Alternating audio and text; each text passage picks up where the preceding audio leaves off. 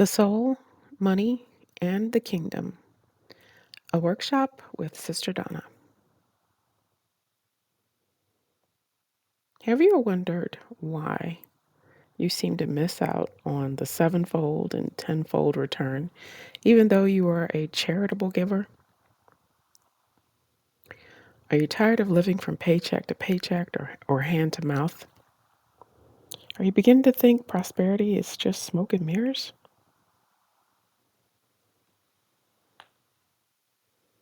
For the Word of God is quick and powerful and sharper than any two-edged sword, piercing even to the dividing asunder of soul and spirit.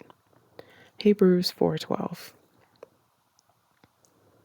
Beloved, I wish above all things that thou mayest prosper and be in health, even as thy soul prospereth. 3 John verse 2.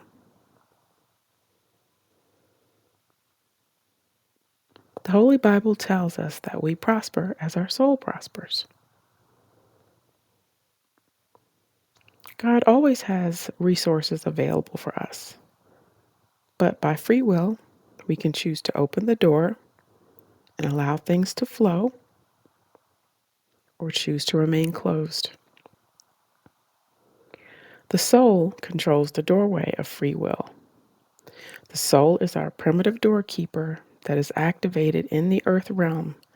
It holds the memory of unpleasant experiences and steers us away from things that seem remotely similar to bad things. How do we get the soul to open the door to more? This is the tricky part. The soul functions as a gatekeeper. If there were negative experiences with this life or a past life where you decided money was bad or hurtful for some reason, then the soul will honor that decision. The soul must also balance resources for the body's survival with what has been decided. It will withhold resources and only allow enough for survival, unless you decided to starve, which it will honor also. The soul holds emotional experiences. It is the mind through decision that must navigate each person beyond the reflexive responses of the soul. The Holy Spirit can aid by giving discernment.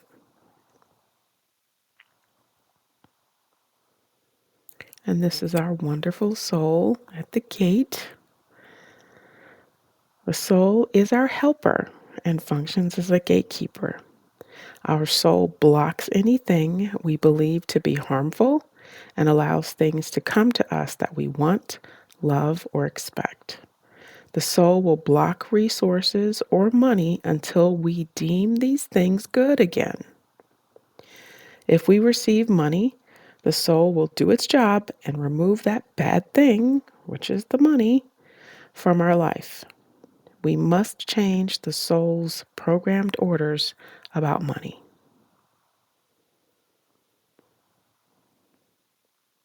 How do we change the orders and open the doors to God's best? Look at those open gates. Oh, it's simple. First, find out what the closed program orders are. And second, update those orders to open. How do we update the orders? Well, we need to know what's in the soul's orders. And here's a clue. Listen to the words that bubble up in your conversation regarding money. Do you say things like, I value a hard day's work, which speak to your expectations? There's a glass ceiling, which suggests some bad experience. Money ruins people, which stems from some hurt or fear. These types of phrases will clue you in on what you deem as unacceptable financially. If you meditate, then you could ask your soul to show you the reasons for your money blockages or limitations. If the source was from hurt, address that hurt and work to come to a new understanding about that feeling. If the source was fear, then that fear is a warning about a safety concern. And keep in mind, these are from real experiences. So examine those concerns and don't be dismissive. Here are some things that can bring the soul on board with prosperity.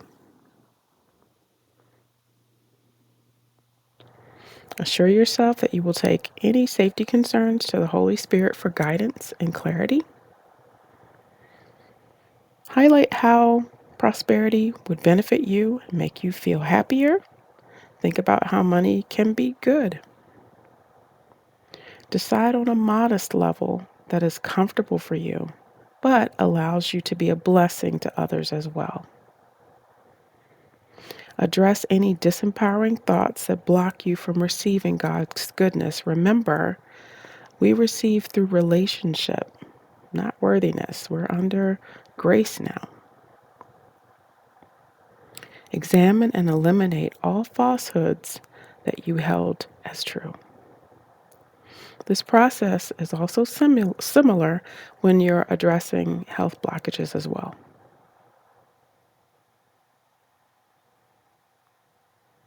Just remember, God wants us to have all the resources He provides, but He will respect our decisions and choices, which includes the orders from our doorkeeper.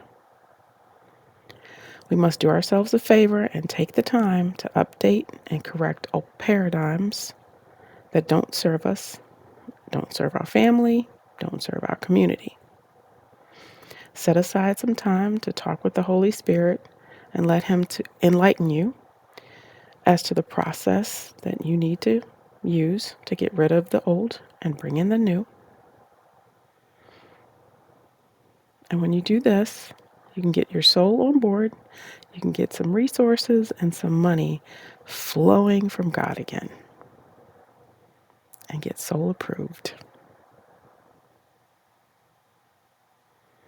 Beloved, I wish above all things that thou mayest prosper and be in health, even as thy soul prospereth. Get approved, be blessed. Thank you. Sister Donna out.